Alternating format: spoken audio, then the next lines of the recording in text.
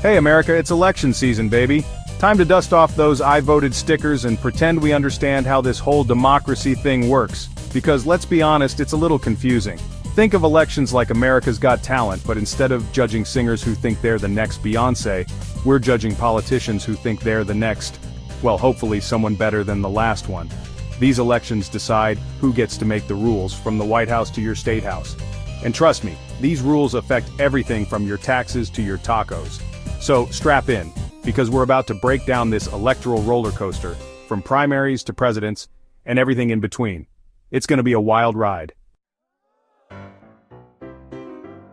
Alright, let's talk election flavors. First up, we've got your classic federal election. This is the big leagues, folks, where we pick the president, senators, and those rulemakers in the House of Representatives.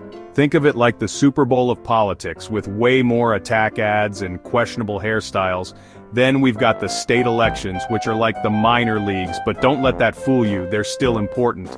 This is where you elect your governor, state legislators, and sometimes even the local dog catcher. Okay, maybe not, but you get the point. These folks make decisions about your state's schools, roads, and whether or not pineapple on pizza should be illegal.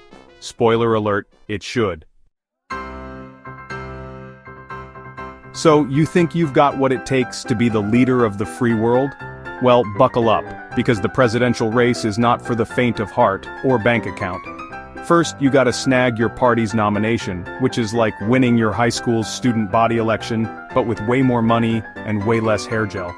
Each party has their own way of choosing their champion.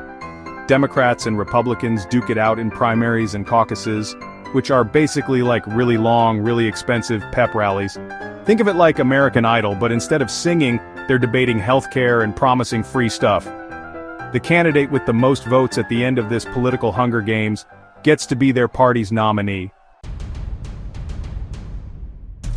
Section 4 primaries, then the big one, Election Day showdown. Okay, so you've survived the primaries, dodged more scandals than a Kardashian, and now you're officially your party's nominee. Congratulations. But don't get too comfortable, because now the real fun begins, the general election. This is where the nominees from each party go head-to-head in a battle for the ages, or at least for the next 4 years.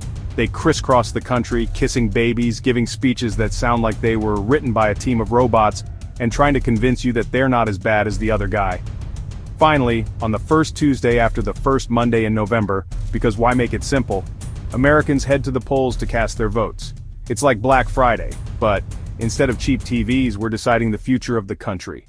No pressure. Section 5. The Electoral College, where votes get weird. Now here's where things get a little wacky.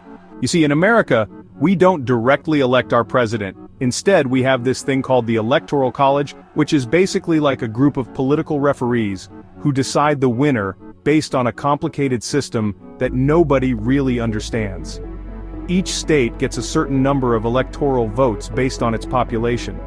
Think of it like a game of political monopoly, where bigger states get more properties. The candidate who wins the most votes in a state usually gets all of that state's electoral votes. The first candidate to reach 270 electoral votes wins the presidency. Sounds simple, right?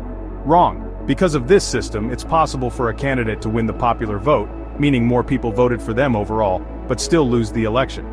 It's happened before, and it'll probably happen again because America loves drama. Section 6. Your vote, your voice registering and making it count. Alright, so you're probably thinking, this whole election thing sounds like a hot mess. Why even bother? Well, here's why. Your vote matters. It's your chance to have a say in who represents you and makes decisions that affect your life. Plus, complaining about the government is a national pastime, but it's a lot more effective when you actually vote.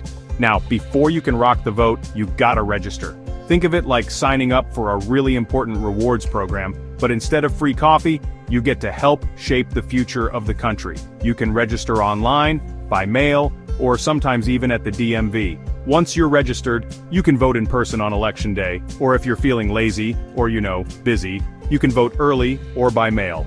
So there you have it, folks. A crash course in American elections. It's messy, it's complicated, and it's definitely not for the faint of heart. But hey, at least it's never boring. Now go out there and vote like your democracy depends on it, because it kinda does.